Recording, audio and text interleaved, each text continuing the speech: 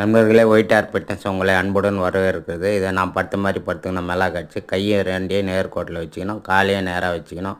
ஒரு காலை மட்டுக்கும் தூக்கி ஒரு 3 சுற்று சுற்றணும். அப்புறம் நான் சுற்றுற மாதிரி சுற்றணும். இதனால் கால் வலி இருந்தால் போகிறதுக்கு வாய்ப்பு இருக்குது, இடுப்பு வலி இருந்தாலும் போகிறதுக்கு வாய்ப்பு இருக்குது.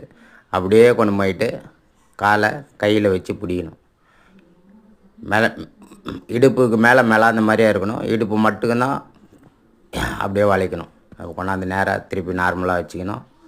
அடுத்தது இந்த காலையும் அதே மாதிரி ஒரு 3 சுற்று சுற்றணும். எளிமையான பயிற்சி, ஆனால் ரொம்ப கடினமாக உங்களுக்கு தெரியும். அதெல்லாம் ஈஸியாக நீங்களும் பண்ணலாம், எல்லோரும் பண்ணலாம். அடுத்த காலை கொண்டு போய் வச்சு பாருங்கள், கையில் பிடிக்கிற பாருங்கள். இதை நிறைய பேருக்கு ஷேர் பண்ணுங்கள் ஃப்ரெண்ட்ஸ், பார்க்கட்டும். என் வயசாளுங்கள்லாம் இடுப்பு வலின்றவங்களுக்கெல்லாம் இடுப்பு வலி போகிறதுக்கு வாய்ப்பு இருக்குது. ஹோல்டு பண்ணோம், ஒரு 3 செகண்ட் 4 செகண்ட் ஹோல்டு பண்ணோம். நன்றி, வணக்கம்.